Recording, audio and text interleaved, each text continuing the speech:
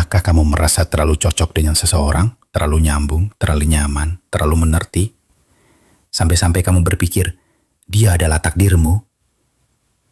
Tapi bagaimana kalau ternyata dia bukan ditakdirkan untuk mencintaimu, melainkan untuk melahirkanmu? Kisah ini berdasarkan peristiwa nyata yang tak banyak orang sanggup mendengarnya sampai akhir. Tekan tombol like dan subscribe jika kamu siap menyelami luka terdalam dari cinta yang seharusnya tak pernah terjadi. Namaku Rehan. Usiaku 32 tahun.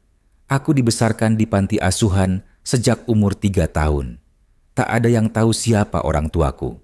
Aku ditemukan di depan masjid hanya dengan secarik kertas bertuliskan nama dan tanggal lahir.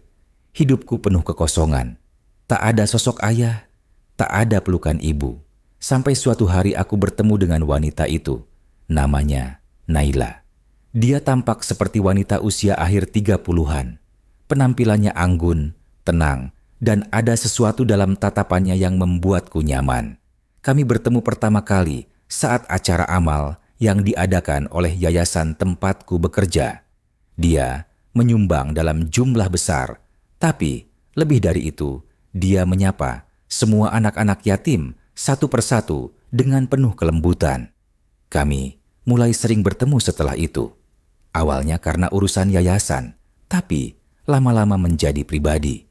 Obrolan kami mengalir begitu saja. Dia selalu bertanya tentang masa kecilku, tentang bagaimana aku tumbuh, apa saja yang aku rindukan. Setiap kali aku bercerita, dia mendengarkan dengan mata yang berkaca-kaca. Sampai pada akhirnya, aku menyadari perasaanku. Aku mencintainya. Meski dia jauh lebih tua dariku, hati ini merasa damai di dekatnya. Dan yang mengejutkan, dia menerimaku. Dia bilang, tidak ada alasan menolak seseorang yang membuatnya hidup kembali. Kami menikah diam-diam, hanya dihadiri 2 saksi dari yayasan. Dia tidak punya keluarga. Begitupun aku. Dan rumahnya yang tenang menjadi istana kecil kami. Semuanya terasa sempurna. Tapi pada suatu malam, saat aku sedang membersihkan gudang rumah, aku menemukan sebuah koper tua. Di dalamnya ada pakaian bayi, beberapa foto hitam putih, dan 1 lembar akta kelahiran. Nama anak di akta itu Rehan. Tanggal lahirnya sama persis denganku dan nama ibunya yang tertera di sana, Naila. Aku terduduk di lantai dingin gudang. Tangan ini gemetar sambil memegang akta kelahiran itu. Tulisan di kertasnya sudah mulai pudar, tapi cukup jelas terbaca nama bayi itu adalah Rehan. Nama ibunya Naila. Nama ayah kosong. Tidak ada jejak pria lain di sana. Hanya 1 nama. Nama istriku. Nama yang sama dengan wanita yang kini tertidur di kamar, memelukku setiap malam, mencium dahiku setiap pagi. Dadaku sesak. Aku mencoba menyangkal. Aku pikir mungkin ini hanya kebetulan, mungkin ini anak lain. Tapi aku tahu tidak. Karena di dalam koper itu juga ada sebuah foto lama. Seorang wanita muda yang sedang menggendong bayi kecil, wajahnya sama. Itu wajah Naila, meskipun jauh lebih muda. Dan bayi itu, aku tidak bisa bohong pada diriku sendiri. Bayi itu adalah aku. Malam itu aku tidak tidur. Aku duduk sendirian di ruang tamu, memandangi foto dan dokumen itu berkali-kali.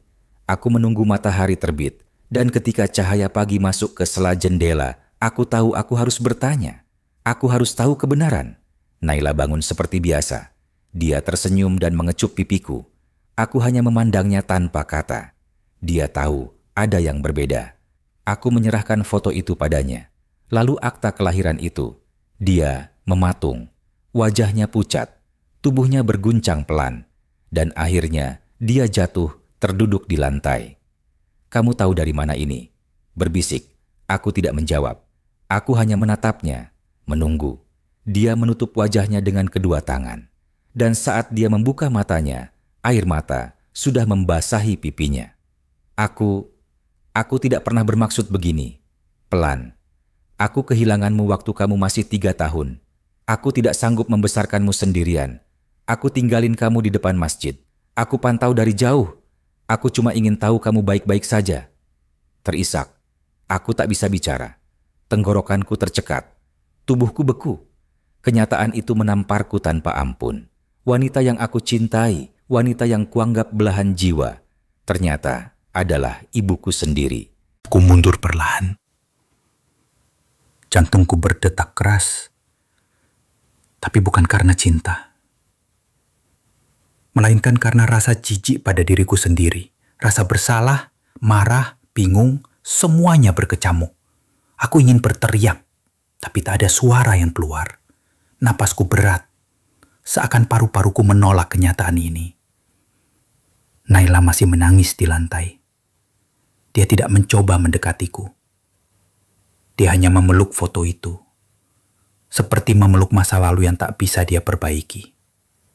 Kenapa tidak bilang sejak awal? Suaraku akhirnya keluar, pelan tapi tajam. Kenapa biarkan aku mencintaimu, menyentuhmu, menikahimu, kalau kamu tahu siapa aku? Menggeleng lemah. Aku tidak tahu, Rehan. Saat kamu datang ke hidupku lagi, aku tidak yakin. Aku curiga. Wajahmu, cara kamu bicara, semuanya seperti anakku. Tapi kamu tidak tahu aku. Kamu tidak mengenal aku sebagai ibumu. Aku pikir ini hanya kebetulan. Dan saat kamu tahu pasti, Naila menggigit bibirnya, menahan isak. Malam sebelum kita menikah, aku menemukan foto masa kecilmu di dompet. Sama persis dengan foto yang kusimpan. Aku tahu itu kamu. Tapi aku terlalu pengecut untuk menghentikannya. Aku terlalu egois. Aku hanya ingin memilikimu, walau untuk kedua kali. Bukan sebagai anak, tapi sebagai pasangan. Aku terdiam. Perutku mual. Aku ingin muntah. Pikiranku kacau. Bagaimana bisa seorang ibu membiarkan ini terjadi? Bagaimana bisa aku sebagai anak begitu bodoh mencintai ibuku sendiri? Tapi yang paling menyakitkan adalah kenyataan bahwa aku masih mencintainya. Di dalam kebengisan situasi ini, hatiku masih merindukan pelukannya. Dan itulah yang paling membuatku benci diriku sendiri. Aku berjalan keluar dari rumah itu, membiarkan pintu terbuka. Naila tidak mengejarku. Mungkin dia tahu tak ada kata maaf yang cukup untuk menambah luka yang dia buat. Dan untuk pertama kalinya sejak kecil, aku merasa benar-benar yatim piatu. Hari-hari setelah itu, seperti mimpi buruk yang tidak pernah selesai. Aku pindah dari rumah itu. Aku tinggal di kamar sempit belakang kantor yayasan. Tempat itu dulu terasa damai, sekarang hanya jadi saksi luka yang tak bisa dijelaskan dengan kata-kata. Tiap malam aku mencoba tidur, tapi bayangan wajah Naila selalu hadir. Bukan sebagai seorang ibu, bukan juga sebagai seorang istri, tapi sebagai sesuatu yang tak bisa aku beri nama. Hubungan kami sudah melewati batas yang tak seharusnya dilewati manusia. Aku pergi ke psikolog. Aku mencoba menenangkan diri dengan doa. Aku bicara dengan ustadz. Tapi tak satu pun dari mereka bisa menghapus rasa jijik, marah, dan sedih yang bercampur jadi satu di dalam dadaku. Suatu hari, aku mendapat surat, tanpa nama pengirim. Hanya satu kalimat di depan amplopnya. Maafkan aku, Rehan. Di dalamnya ada buku harian tipis milik Naila. Halaman pertamanya tertulis, kalau kamu membaca ini, berarti aku sudah tidak ada. Tanganku gemetar saat membalik tiap lembarannya. Isinya adalah kisah lengkap tentang kehidupannya setelah meninggalkanku di depan masjid. Dia menuliskan semua, rasa bersalahnya, rasa rindunya, keputusasaannya, dan bagaimana dia membuntutiku diam-diam saat aku masih sekolah dasar. Hanya untuk memastikan aku sehat dan tumbuh baik. Naila tidak pernah menikah setelah itu. Tidak pernah punya anak lain. Seluruh hidupnya dipakai untuk bekerja dan berdoa agar suatu hari bisa menemuiku kembali.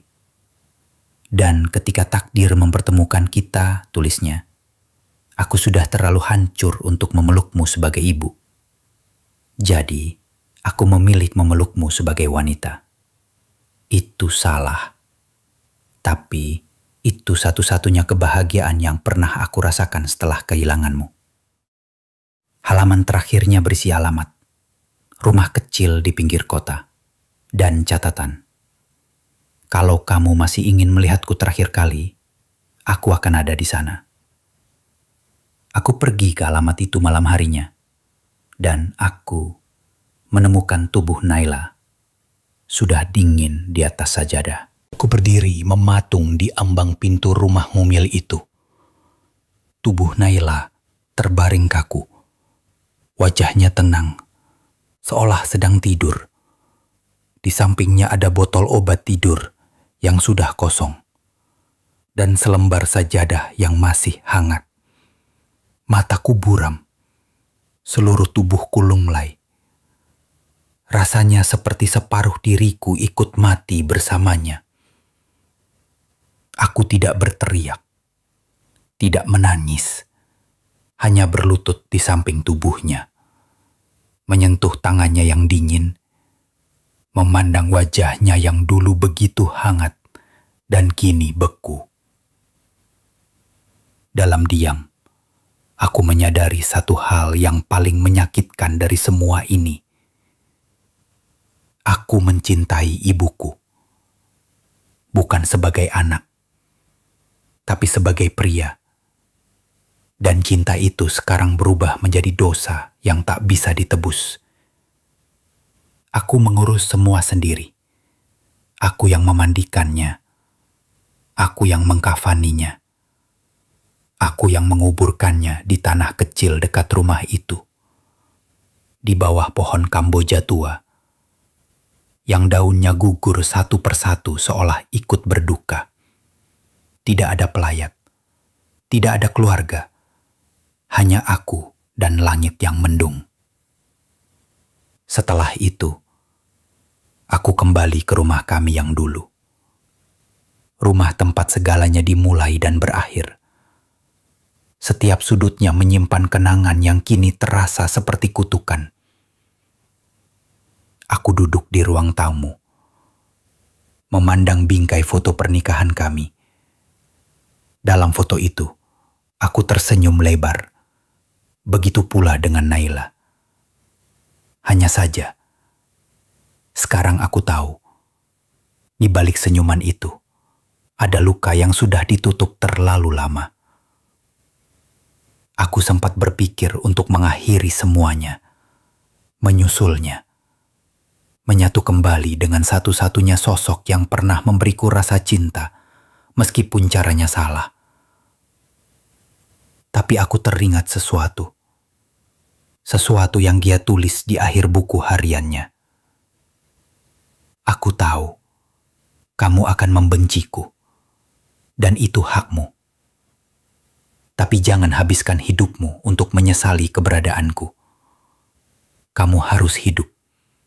Karena hanya itu satu-satunya alasan kenapa aku biarkan cinta ini salah arah, agar kamu tetap hidup meskipun tanpaku. Sedih. Aku menutup buku harian itu dengan telan. Air mata menetes jatuh ke sampulnya. Mungkin inilah bentuk cinta yang paling menyakitkan. Cinta yang tak seharusnya tumbuh, tapi dibiarkan tetap hidup, hanya karena tak sanggup kehilangan lagi. 3 bulan setelah kepergian Naila, rumah itu masih seperti dulu. Aku tidak menjualnya, tidak menyewakannya, tidak juga membiarkan orang lain masuk. Aku hanya datang sesekali, duduk di ruang tamu, memandangi dinding yang sunyi, membuka jendela agar udara bisa masuk, seolah berharap nafas Naila masih tertinggal di udara. Tetangganya bilang, sejak Naila pindah ke rumah itu, dia selalu menyendiri. Tidak pernah keluar, tidak pernah menerima tamu. Kecuali satu orang, aku, dan hanya aku. Mereka tidak tahu kami menikah. Mereka hanya tahu aku sering datang, menginap, lalu pergi lagi. Mereka pikir aku anaknya. Ternyata mereka tidak sepenuhnya salah. Suatu hari, aku masuk ke kamar tidur kami. Spray masih rapi. Bantalnya masih menyimpan bekas kepala. Di atas meja, ada kotak kecil yang belum pernah aku lihat sebelumnya. Aku membukanya perlahan. Di dalamnya ada surat. Tulisan tangannya rapi. Pendek, tapi menusuk. Doyak. Rehan, maafkan aku karena mencintaimu dengan cara yang salah. Tapi jangan pernah ragukan bahwa cintaku padamu nyata. Sebagai ibu, sebagai istri, dan sebagai manusia yang terlalu hancur untuk membedakan mana yang benar dan mana yang hanya menenangkan luka. Tolong, maafkan aku. Di bawah surat itu ada kalung kecil, liontin berbentuk hati. Aku membukanya. Di dalamnya ada 2 foto. Satu, foto bayi. Dan satunya lagi, foto Naila muda.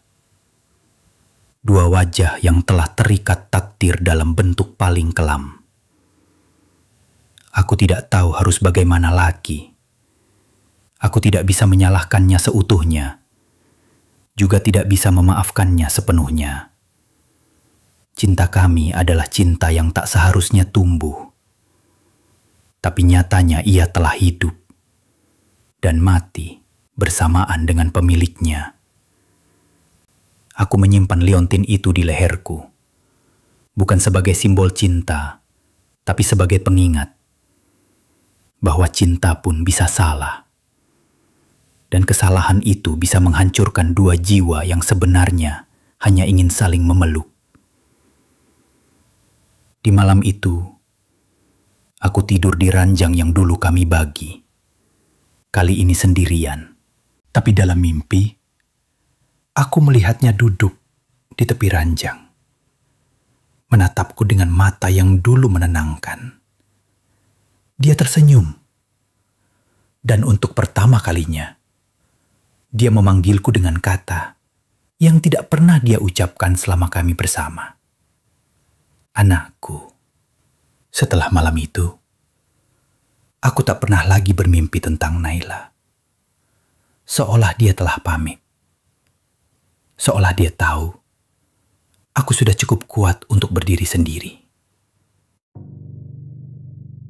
Perlahan, aku mencoba hidup kembali. Bukan untuk melupakan, tapi untuk menerima. Karena ada luka yang tidak bisa disembuhkan, hanya bisa ditenangkan. Aku pindah dari yayasan. Aku mengambil pekerjaan baru sebagai guru di sekolah kecil di desa pinggir kota. Bukan karena aku ingin menjauh dari kenangan, tapi karena aku ingin memulai sesuatu yang bersih. Sesuatu yang tidak mengingatkanku pada masa lalu. Setiap malam, sebelum tidur, aku menggenggam liontin itu. Bukan untuk mengenangnya sebagai istri, tapi sebagai ibuku. Wanita yang melahirkan aku, lalu kehilangan aku, lalu mencintaiku dengan cara yang salah. Ada anak-anak di sekolah yang sering bertanya, kenapa aku belum menikah? Aku hanya tersenyum. Aku bilang, karena tidak semua orang diberi takdir yang sama.